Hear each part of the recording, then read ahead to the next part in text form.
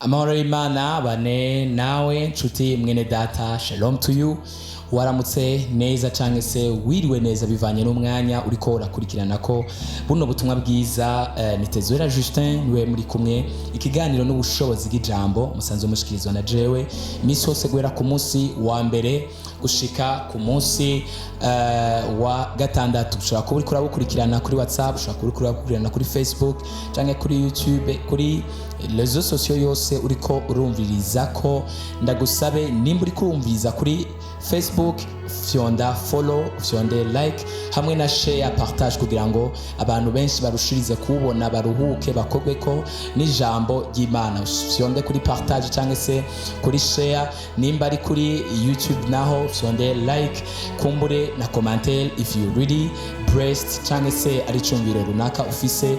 Umwami Yesu akugire neza kandi Yesu Kristo akugenderere. Ari kuri WhatsApp naho rungikira abagenzi bawe, yaba kuri YouTube, yaba kuri Facebook, yaba aho uri kurabukurikirana hose kuri YouTube. Sonda subscribe kugira ngo urushirize kugira, sonde no kuri notification bell cyangwa se kugakengeri ubona ngaho kugira ngo urushirize kuronka notification ko ziza imisi yose, kubera ko ubutumwa uzozura buronka imisi yose. Yesu Kristo rero akugire neza.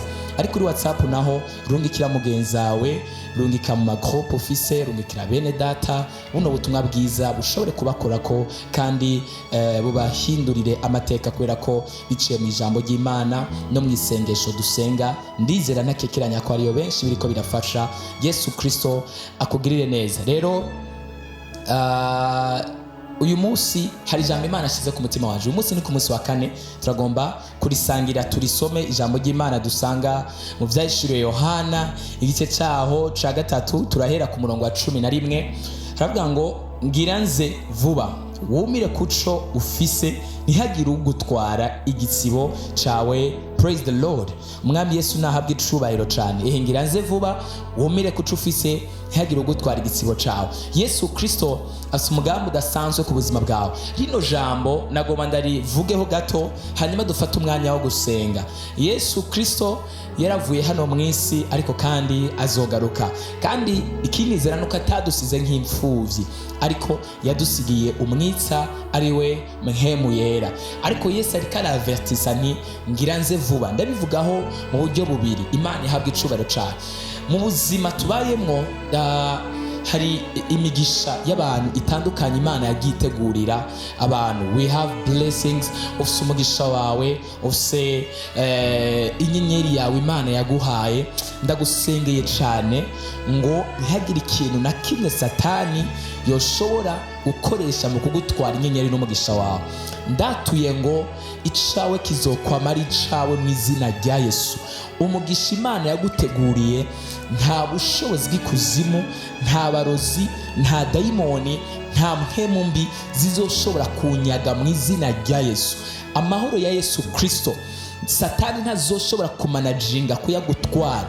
Umugisha, umuhezagiro, uruvyaro, intsinzi, iterambere, umugisha, amahoro Yesu yateguye ku buzima bwawe uzobigeramwo kandi bisagutse mu izina rya Yesu Kristo. Rero Satani birivuga ngo Satani ni umwansi w'ivyiza, ariko subi inyuma gatoya Bibiliya iravuga ngo nta kindi cyazanye umwansi Satani no kwiba, guhonya no gutikiza. Nico cyonyere cyamuzanye. Anezerwa iyo abonye uri kurarira amarira menshi, anezerwa iyo abona watsinzwe, vyagucanze, washizwe hasi, wakubiswe hasi, wamaramaye, watetewe, vyawe vyagupfanye, ibintu bitabandanya, ibintu bitavansa, vyose vyadabadanganye. Uwo ni wo munezero wa Satani. Is always happy yabona ibintu bimeze uko anyi. Aranezerwa cyane yabona umubiri wawe uri kurakubitwa n'ingwara. Aranezerwa cyane yabona uri kurarira amarira menshi y'agahinda avuye ku myami yakurashe. Biramunezera cyane gose. Rero agerageza guhagurutsa ibintu byose bishoboka kugira ngo bikunda kuronke.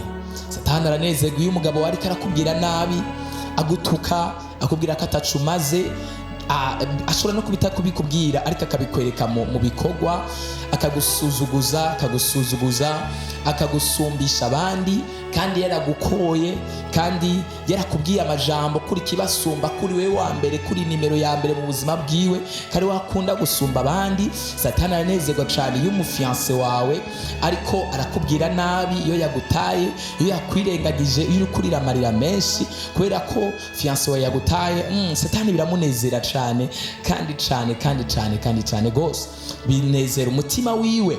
Imana idufashe cyane gose kubera ko yazanye no kwica icambere no gutikiza. Imana idufashe cyane gose.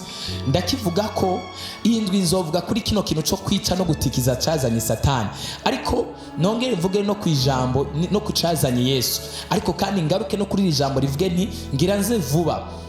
Wumire kuco ufise ntihagire ugutwara igitsibo cawe. Imana idufashe cyane gose, Imana ihabwe icubahiro. So rero Satani aranezererwa cyane gose iyo abonye uri kurasubira inyuma wivayanga mu vyaha, yabonye ingabire Kristo Yesu yaguhaye iri kirazima, yabona wahora urota ufise indoto nziza kandi ukarota ibintu ukabibona. Aranezererwa iyo akuvangiye indoto ziwe mbi, akaguhereza indoto mbi, akaguhereza amavision mabi, akakurotesha uri kurasambana, imbwa ziriko zirakwirukako, imbwa ziriko zirakujya ku maguru, uri kurahura n'ibyago bitandukanye. Biranezera Satani cyane gose. Rero ariko ijambo ry'Imana ritubwiye gute? Wumire kuco ufise ntihagire ugutwara igitsibo cawe. Bisigura ngo hari ikintu Imana yakugeneye, yaguhaye, hari n'ibindi yaguteguriye, ariko Imana irikivuga nti wumire kuco ufise, what you have. Inyenyeri yawe y'umugisha. 2, kubera ko umuntu wese aragira inyenyeri yiwe y'umugisha. Icya kabiri naco wumire ku isezerano ryawe. Icya gatatu wumire no kuco ufise physically kiboneka kigaragara.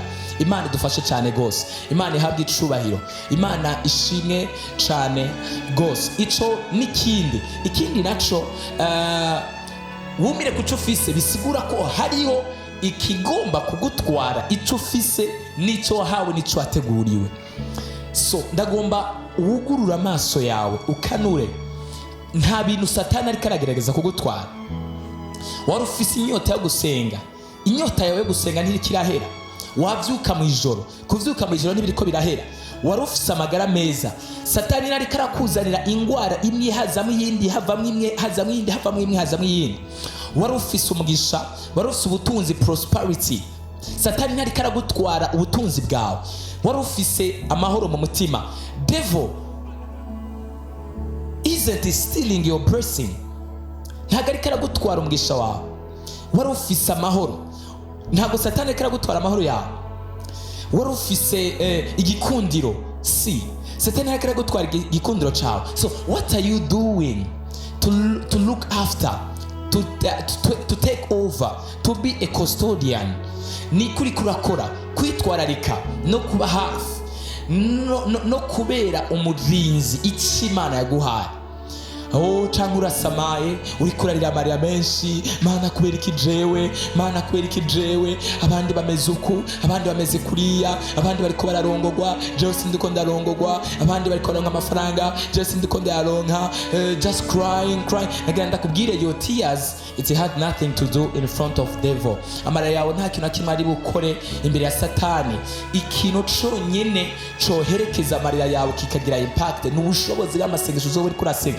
Apana kwidoga, va mu kwidoga, va mu kurira, va mu kwishira kure, mu kwitera kure. Hari abantu Satani atera kandi ari karanyaga, kandi bakabona ko ariko baranyagwa, bakaca bishira hariya bakiterera kure bagahora. No, haguruka ugwane mu bushobozi bw'amasengesho, uhagararire ibyawe. Vuga ni ndazi ko Satani atwara umugisha wanje, ndazi ko Satani atwara amahoro yaje, ndazi ko Satani atwara umunezero waje. Hanyuma niyatwara kimwe ntucike intege, don't be discouraged. Haguruka ugwanire ikindi, haguruka uvugane ikindi, haguruka urondere ikindi, haguruka, just open your eyes. Satani nimba hari cyari karagutwara, ntusamare ngo akijane. Ndagusengere Imana ikore ku maso yawe, kandi Imana iguhereze inkomezi. Tuzobandanya ku munsi w'ejo, Imana ikugirire neza. Mana ndasengeye uyu mwene data, Satani yagerageje kumutwara umugisha wiwe, ariko ndamusengeye ngo mucire inzira. Ndavuze ngo iciwe kizokwama ari iciwe mu izina rya Yesu Kristo. Icyo Satani agomba kumutwara ndavuze ngo ntazoshobora kuyimanaginga.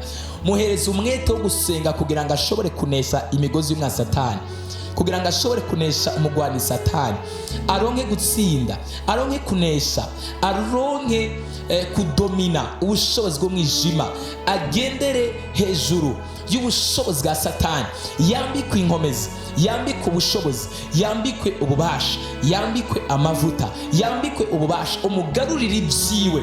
Gikundiro Satani yamutwaye kigaruke, amahoro Satani yamutwaye agaruke uyu munsi, abone ikimenyetso cy'ibyiza mu izina rya Yesu Kristo, amen. Yesu Kristo akugire neza. Naho ku munsi w'ejo wifuza kumana kwiga ubutumwa bw'izi misozi, twandikire kuri 6995 ubusa 6.